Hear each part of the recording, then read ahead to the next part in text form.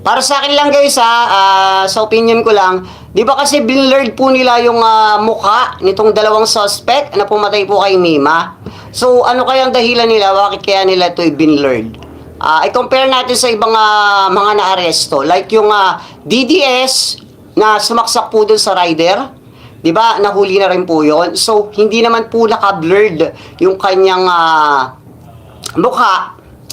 Then si Marcoleta, di ba? Hindi naman naka-blurred yung mukha niya.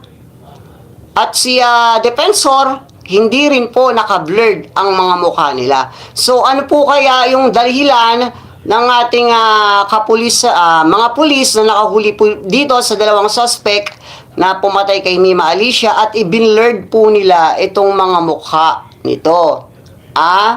Nakakapagtaka lang no?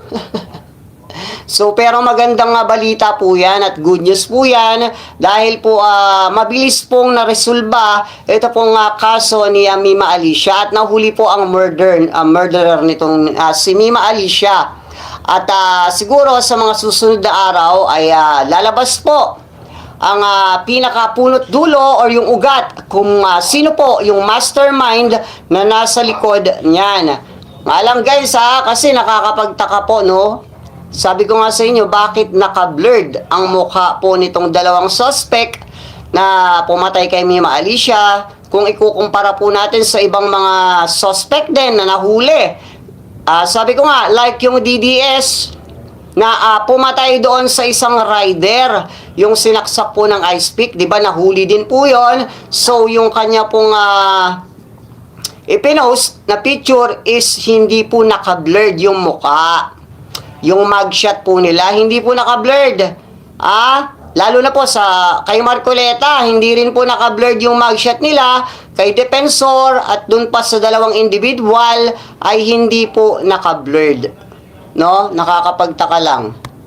Guys, sa mga hindi pa po nakakapag-like, paki-like po ng ating live. I-double tap nyo lang po yung inyong mga screen para makapag-like po kayo. Maraming salamat po at shoutout po sa inyo lahat dyan. Pistol at sa ating mga silent viewers, shoutout po sa inyo.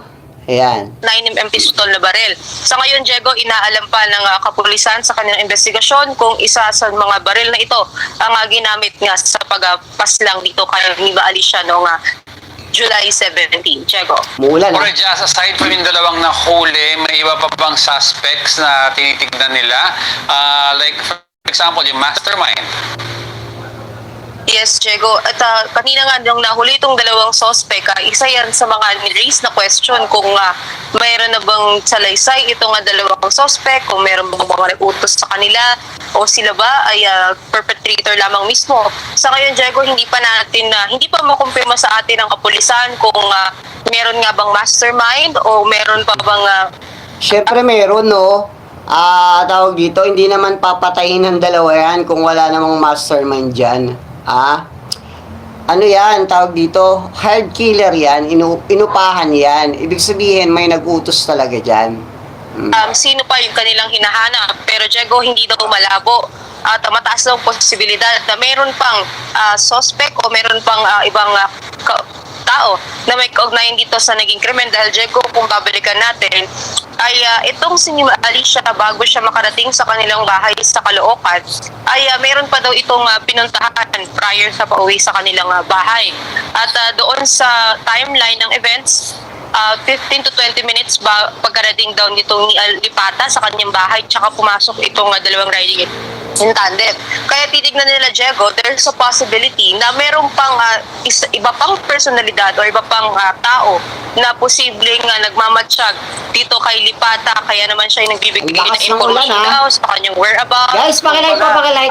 Hindi lamang daw, posibleng hindi lamang daw dalawa yung involved sa plano. Pero ito, Diego, ay sa initial na investigation pa lamang at lahat ng anggulo ng kaso ay kanila pang tinitignan. Kaya naman aabangan natin, Diego, yung magiging developments niyan within the day dahil nga nitong umaga lamang nahuli itong dalawang suspect at makikita natin yung development lalo na kapag nakausap na itong dalawang suspect. Diego. Alright, let's move on to another topic. Okay. Guys, sa mga hindi pa po nagla-like, mag-like na po kayo dyan.